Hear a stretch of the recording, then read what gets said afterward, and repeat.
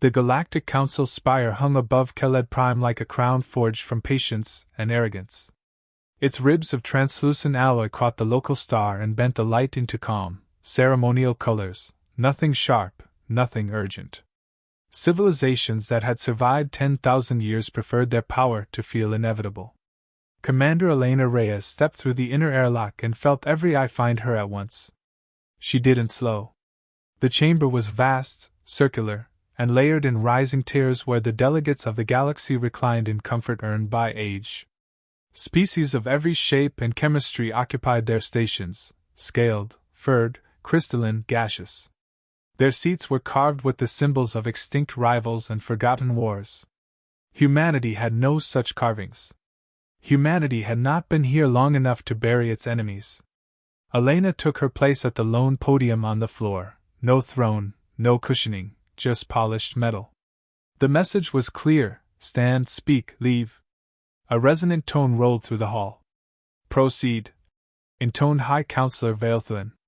He dominated the highest tier, his elongated form draped in ceremonial filaments that shimmered faintly. His species had mastered space travel before humans had mastered agriculture. He wore that fact like a birthright. Elena inclined her head. Commander Elena Reyes, Terran Fleet Liaison. On behalf of the United Earth Directorate, I submit our petition for Tier 1 sovereign recognition and defensive alliance consideration. A ripple passed through the chamber, not surprise but amusement. One counselor leaned toward another, their translator failing to fully suppress a clicking laugh. Another let out a sound like steam escaping a vent. Vailthrin's eyes, 3 of them, all cold, focused on Elena. Humanity's petition is noted. Though I confess curiosity. You achieved faster-than-light travel 93 standard years ago. You seek parity with civilizations older than your written history. Elena kept her hands clasped behind her back.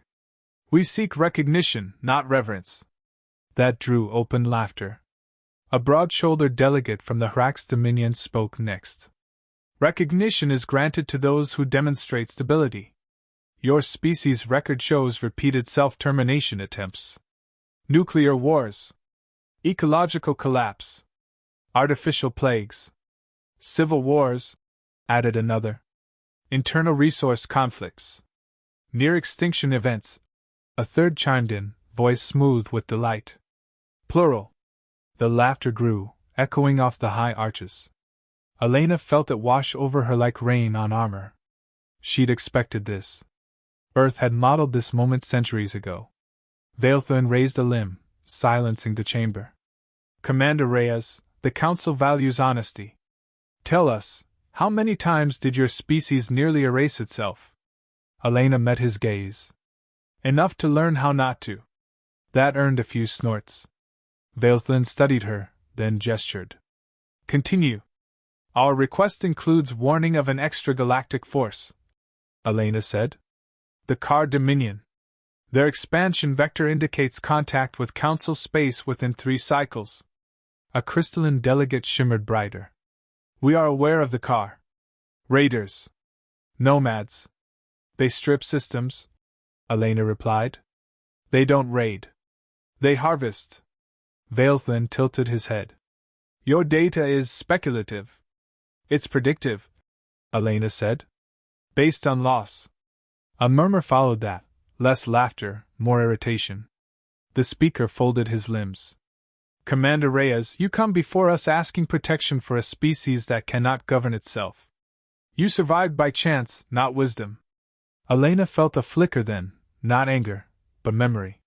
Cities under ash. Sirens. Evacuation drills taught in kindergarten. She let none of it reach her face. We survived, she said, by refusing to assume survival was guaranteed. Silence hovered for half a breath before the chamber erupted again. A philosophy of chaos, sneered the Hrax delegate. Hardly a foundation for galactic trust. Vailthrin rose, his height increasing as his platform elevated him further above her. The Council has deliberated sufficiently. Humanity's petition for Tier 1 status is denied. Alliance consideration is rejected. The words landed clean and final. Statistical models, Veilthun continued. Suggests your species has less than a 30% chance of existing in its current form within the next century. The Council does not invest in failing entities. A few delegates applauded, softly, politely. Elena nodded once. Understood. That gave Veilthun pause. You accept this decision? I acknowledge it, Elena corrected. May I withdraw? The speaker studied her, clearly disappointed by the lack of protest. You may. Elena turned and walked from the podium without haste. Behind her, the council was already moving on. Trade routes, mineral disputes, the comfortable problems of those who had never faced the dark alone. The doors sealed behind her with a muted chime. Only then did Elena exhale. She entered a private antechamber overlooking the stars. Keled Prime rotated below, serene and untouched. It reminded her of old images of Earth, before the fires. Elena tapped the comm at her wrist. Reyes to sole command. The response came instantly, stripped of ceremony. Go ahead, Commander. They denied it, Elena said. No inflection. No bitterness. A pause. Not surprise, confirmation. Expect it, the voice replied. Proceed with Phase 1. Elena looked back through the transparent alloy at the council spire, glowing like a monument to complacency. Phase 1 acknowledged, she said. The channel closed. Behind her, deep in the void beyond Keled Prime's orbit, space-time began to ripple, quietly, precisely, like the first breath before a storm. And inside the spire, the Galactic Council continued to laugh, unaware that history had just changed its mind. The antechamber was silent except for the soft hum of the spire's life support fields. Commander Elena Reyes stood alone, hands resting on the transparent railing, watching Keled Prime drift below like a painted ornament. From orbit, the planet looked untouched, no scars, no warning signs. A world that had never learned to be afraid. Earth had learned early. Her wrist console pulsed once. An encrypted data packet unfolded in her peripheral display, fleet telemetry, jump vectors, readiness confirmations. No flourish. No speeches. Humanity did not dramatize inevitability. Elena allowed herself one quiet thought. They laughed because they never burned. She turned as the chamber door opened again. A pair of council functionaries entered, their movements stiff, professional. One was young by galactic standards, skin faintly luminescent, eyes too alert for comfort. Commander Reyes, the functionary said, voice neutral. You are requested to remain within council jurisdiction until your vessel is cleared for departure. Elena nodded. Understood.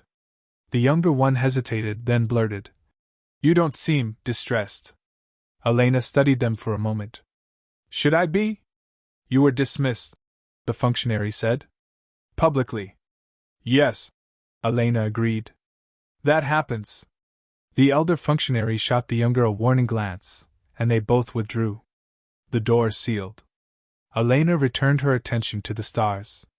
She remembered the first evacuation drill she'd ever done, 6 years old, barefoot on cold tile, clutching a respirator too big for her face. She remembered the smell of burned ozone after the Atlantic grid collapse. She remembered cities that vanished in a single afternoon. Humanity didn't mythologize those years. They archived them. Studied them. Built doctrine from their failures. Her console chimed again, this time a live channel. Sole command to Reyes.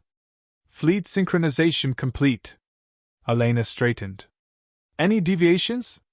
None, came the reply. All task groups holding at minimum emission. How long until emergence? Pending your signal, the voice said. Then, quieter. They laughed, didn't they? Elena's mouth curved slightly. Yes. Good, the voice replied. They're about to learn something. The channel closed. Back in the council chamber, Veilthun floated in relaxed contemplation as the session resumed. Trade accords scrolled across holographic banners. Disputes over nebula mining rights were debated with ritual gravity. The galaxy, once again, was orderly. A crystalline counselor emitted a harmonic tone. Before we adjourn, I request clarification on the human intelligence regarding the Car Dominion. Vailthlin's gaze flicked toward the request. Clarification is unnecessary. Their projections were extrapolated from limited encounters. They have encountered the car directly. The crystalline being pressed multiple times. Survival does not equal understanding, Vailthlin replied. Especially in a species with such improvisational tendencies. Several delegates murmured agreement. At the periphery, a junior sensor officer stiffened at their console. Readings flickered, then stabilized. Speaker, the officer said carefully. We are detecting spatial anomalies at the system's edge. Vailthlin did not look up. Natural phenomena? Possibly, the officer said. But the pattern is ordered. That drew attention. Define ordered, Vailthlin said. The officer swallowed. Symmetrical distortions. Multiple points. All aligned along known Terran navigation mathematics. A hush fell, not fear yet, but curiosity. A Hrax delegate scoffed. Posturing. A single exploratory craft, perhaps. Negative, the officer replied. Mass signatures are exceeding exploratory parameters. Vailthlin straightened slightly. How many vessels? The officer hesitated. Unable to determine. Our sensors are saturating. A low murmur rippled through the chamber. Elaborate, Vailthlin demanded. Our long-range arrays are optimized for stellar-scale phenomena, the officer said.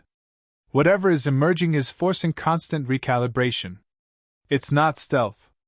It's density. Silence crept in, thin and unwelcome. Vailthlin gestured sharply. Increase sensitivity. We already have, the officer said. We're approaching failure thresholds. That was new. Council technology did not fail. It was designed to endure millennia. Another counselor leaned forward. Is this an attack? No weapons discharge detected, the officer said.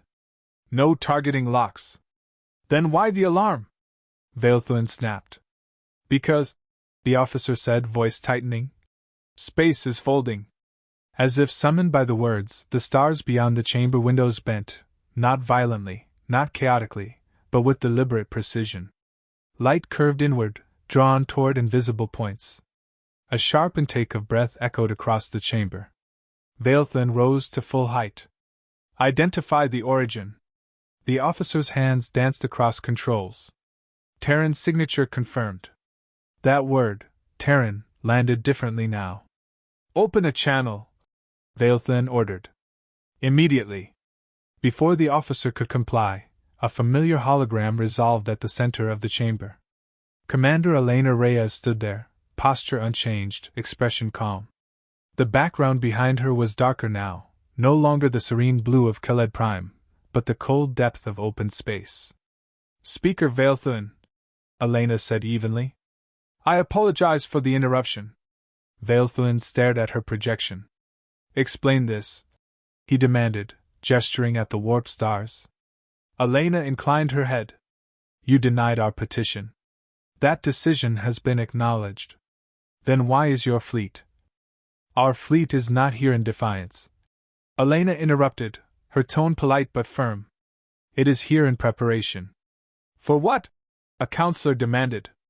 For extinction scenarios, Elena replied. A low, uneasy sound spread through the chamber. The vessels you're detecting, Elena continued, are not ceremonial. They are not exploratory. They are not optimized for aesthetics or longevity. Vailthlin's voice hardened. Then what are they? Elena met his gaze through the hologram. They are what we build when we assume we will be alone. Outside, the first Terran ship broke fully into real space. It was massive, scarred, asymmetrical, its hull layered with redundant armor plates, its drive cores burning with restrained fury. It did not maneuver to impress. It simply arrived. Then another. Then another. The sensor officer's voice trembled. Speaker, there are more. How many? Vailthlin asked quietly. The officers shook their head. I cannot count them. Elena's voice cut through the chamber, steady as bedrock. We didn't come to ask for protection, Speaker. Veilthlin's eyes never left the stars. Then why come at all? Elena answered without hesitation. Because when the fire reaches your door, she said, we need you to understand why humanity doesn't run from it. Outside the spire, space continued to unfold, methodical, relentless, as Earth's answer to laughter took shape. The first Terran warship hung in the void like a broken star. Its hull was scarred, pockmarked from centuries of battle, yet every panel gleamed with the meticulous care of engineers who had learned that failure meant extinction. It was enormous, but not elegant. It was industrial, practical, and terrifyingly alive. The Galactic Council chamber was silent now. Even Veilthlin, accustomed to controlling decades of debate, felt a pulse of unease. Delegates who had centuries to perfect composure fidgeted subtly. The junior censor officer's hands trembled over the console. Elena's hologram remained steady at the center. These vessels, she said, voice calm, are designed to assume failure. Each can operate independently for decades. Each is built with redundancy sufficient to survive a direct car strike. Each carries the knowledge of humanity's history. A crystalline delegate, her voice a harmonic trill, demanded, history? You mean your repeated self-termination? Elena's gaze didn't falter. We survived it. Every near-extinction event taught us one thing. When you assume the end is inevitable, you build to survive it. Veilthlin's 3 eyes narrowed. You speak as though survival is an achievement. Survival is the minimum requirement, Elena said. Everything else is optional. The chamber remained frozen. The Terran fleet continued to emerge behind her, hundreds of vessels now. Not formations, not lines, they were scattered, yet every ship held a position like a puzzle piece in a design too vast to perceive from within the spire. A Hrax delegate whispered to their neighbor, voice tight. They can't all be functional. Logistics, supply, impossible. Elena tilted her head slightly. Your calculations are based on stability, not chaos. We thrive in chaos. We prepare for it. We survive it. That is why you laughed. Veilthlin's limbs twitched with tension. Do you threaten the Council, human? No, Speaker, Elena replied. I inform it. Understanding comes first. Outside, the second wave of Terran ships emerged. Their engines burned cold blue, leaving faint trails that distorted space itself. Weapon emplacements were visible now, brutal, uncompromising. Yet there was no fire, no engagement. Only presence. A low hum spread through the chamber. Delegates unconsciously recoiled. Even the crystalline species seemed to absorb the light differently, refracting in sudden, sharp patterns. Explain the alignment, Veilthlin demanded, voice low. The alignment is intentional, Elena said. They are positioned to demonstrate capacity, redundancy, and reach. Nothing more. No offense yet, no provocation. Observation only. Veilthlin's 3 eyes swept across the chamber. And your threat? Is it real? It is irrelevant, Elena said. We don't threaten what we are already capable of. We exist to be understood, first here then elsewhere. If you ignore us, the lesson will repeat itself. But now you see it on your sensors. Silence fell. A silence that pressed into every corner of the spire. Even the most patient delegates felt it creep into their minds. The junior censor officer finally spoke, voice barely audible. Speaker, I can't calibrate the array. Their numbers, density, it's overwhelming. They're everywhere. Veilthlin's voice hardened. You underestimate them. Humanity is a species of survivors, not conquerors. That much is true. Elena's projection remained calm, almost gentle. We are neither conquerors nor subjects. We are students of our own endings. And we come prepared. Outside, a fleet scanner captured the full scale. Earth's vessels had grown to thousands. Some were ancient prototypes, battered and rebuilt, carrying the echoes of wars lost and lessons learned. Others were new, fast, precise, carrying technology that had matured only under pressure. The scale was staggering. A counselor from the elderly sector whispered, voice trembling. We underestimated them. Vailthlin's hands clenched. How can a species so young? He broke off, searching for words that would convey centuries of dominance now being questioned. None came. Elena's voice cut through the chamber again. We are not here to humiliate the Council. We are here to ensure the galaxy understands why humanity cannot be ignored. We are here to show that those who assume the end will survive it, not because they are the strongest, but because they refuse to be broken. Another wave of Terran vessels arrived, emerging from jump points scattered across the system. The spatial distortions intensified. Light bent, sensors overloaded, and reality itself seemed to adjust around their sudden, precise presence. Vailthlin finally spoke, slower now, carefully, almost reverently. Tier 1 status, confirmed. Alliance, requested? Elena's projection remained impassive. Acknowledged. Under new terms. Humanity will not be commanded. Humanity will not kneel. Humanity will act with full discretion. The Council's murmurs rose into frantic consultation. Delegates shifted, debated, recalculated. The speaker's composure cracked under the weight of reality. Elena turned her gaze toward the spire's windows. The stars beyond were no longer simple points of light. Each Terran vessel's engine burned with the quiet power of inevitability. They were not elegant. They were not polite. They were ready. Vailthlin swallowed hard. You did not come to negotiate. You came to demonstrate. Elena's voice, soft now, almost conversational, carried the finality. We came to ensure that no one in this galaxy mistakes survival for weakness. That is all. A ripple passed through the council chamber. Silence reigned. Not shock, not celebration. Respect. Fear. Understanding. Outside, the Terran fleet remained poised, engines humming with barely contained energy. The stars themselves seemed smaller compared to the presence of human resolve. Vailthlin's 3 eyes traced the line of ships, then returned to Elena. The galaxy will remember this, he said, voice low. Good, she replied. Let it. She withdrew the projection, leaving only the reflection of the stars in the alloy walls. And outside the spire, the fleet held its formation, engines burning steady, waiting, not for permission, not for glory, but for what humanity had always prepared for, a universe that assumed they would fail. And yet they had survived. The Galactic Council, centuries old and steeped in certainty, had laughed. That laughter had died in the void. Humanity had arrived. And the lesson had only just begun.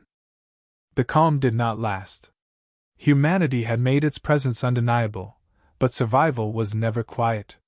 Commander Elena Reyes lingered on the observation deck of the Terran flagship Resolute, watching the Galactic Council spire shrink in the distance. Its luminescent surface reflected the faint glow of thousands of human vessels, engines still burning with disciplined restraint. The Council had learned, but the galaxy had not yet understood the real threat, the one Earth had been preparing for longer than most species had existed. Elena's console chimed. The tactical display shifted, showing multiple blips far beyond the system.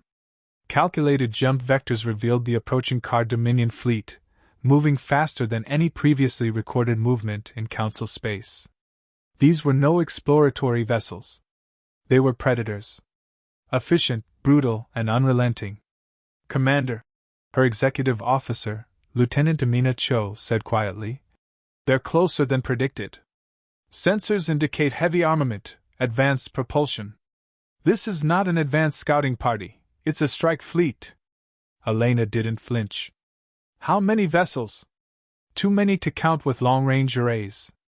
Formation is fluid, almost organic. They're coordinating in ways our models haven't anticipated. She allowed herself a single nod. Just as expected. Humanity had not petitioned the Council for protection for nothing.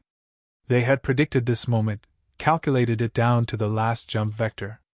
Alert the fleet, she said. Transition to defensive protocols. But maintain formation discipline. Let them underestimate us for as long as possible. Outside the viewport, the first car ships began to shimmer into visibility, emerging from fold space like shadowed predators stalking an open field.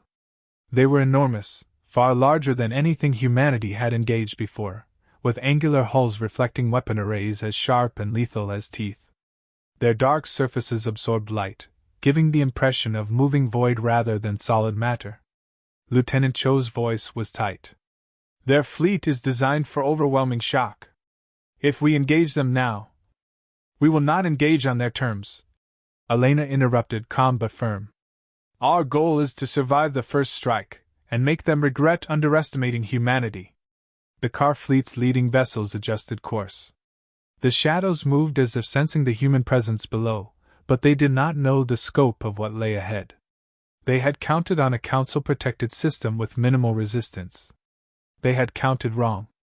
In the council chamber, Vailthun's form had stiffened. His delegates buzzed nervously, unsure how to respond. A young analyst spoke first. Speaker, the car have breached the outer detection envelope. Terran vessels are positioning between them and the spire. Vailthun's 3 eyes focused sharply on the display. They have anticipated the threat?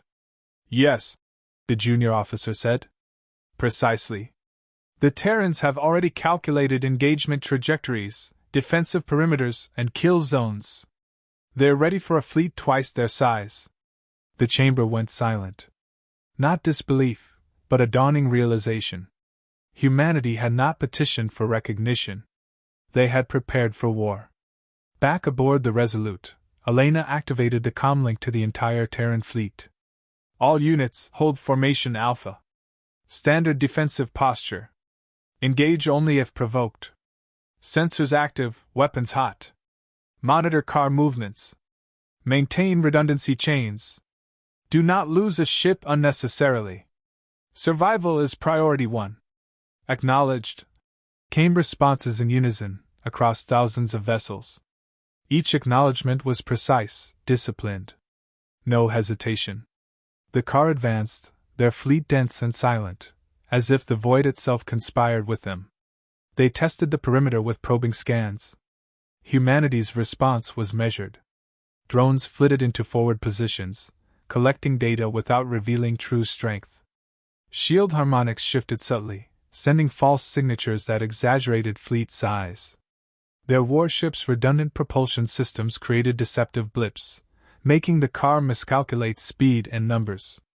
Lieutenant Cho's jaw tightened. They're already reacting. Sensors indicate misalignment in car formations. They're overcorrecting. Good, Elena said, voice flat but satisfied. Keep them guessing. Suddenly, a counselor's voice echoed through the spire's comm network. Commander Reyes, the car have been anticipated, Elena replied evenly. Her hologram materialized over the council's central floor. They will arrive in force. But we have prepared for this scenario. Survival does not depend on raw strength. It depends on strategy, redundancy, and the willingness to endure. Vailthun's limbs twitched in tension. You have turned our systems into a staging ground. You will bring war to the spire. Not war, Elena said, almost softly. Understanding. Let me remind you, the Council refused to acknowledge humanity's capacity for survival. This is the demonstration. From the Terran fleet, the first missiles arced silently through space, not weapons of engagement, but long-range drones programmed for electronic countermeasures and battlefield control. They scrambled car sensor grids without firing a shot. Small, precise disruptions rippled across the car formation. The alien's sensors flickered. Coordination faltered. The chamber trembled, not physically, but in awareness. The Council realized they had misjudged humanity not only in capability but in foresight. These humans did not fight for pride. They fought for survival, for endurance, for the species itself. And now, without a single direct strike, the Terran fleet had forced hesitation in a force that should have been overwhelming. Vailthun's voice was low, urgent. Humanity, how long have you anticipated this? From the beginning, Elena said. Her holographic form shifted, showing the car fleet at a distance. We calculate, we prepare, we endure. We do not assume survival is guaranteed. And the galaxy learns only when we prove it. Cho leaned closer to Elena's side. Sir, their fleet alignment is deteriorating. They're splitting formation to compensate for false data. This will buy us hours, maybe days, if we act wisely. Elena nodded. Good. Maintain observation. We engage if necessary. But our first goal is to survive and demonstrate competence. In the spire, Veilthan's delegates whispered among themselves. We underestimated them, one admitted. Another said, we treated them as children. Elena's voice cut across the calm once more. Children learn quickly when the fire is at their feet. Humanity has walked through every fire imaginable and survived. And now you see why we are not to be underestimated. Outside, the car fleet continued to approach, but hesitation had taken root. Their precise strikes and coordinated maneuvers faltered under the weight of human planning and anticipation. The Resolute and its supporting vessels held steady, projecting the cold efficiency of a species that had endured extinction and emerged stronger each time. Veilthan finally spoke aloud, almost to himself. Perhaps we did not understand the depth of humanity. Elena's hologram remained silent. The words were enough. And beyond the spire, through the empty void of space, the car's shadows hesitated, sensing the immovable presence of a fleet that would not die, not because it was the largest, not because it was the strongest, but because humanity had learned, above all else, to survive. The galaxy was watching. And the lesson had only just begun.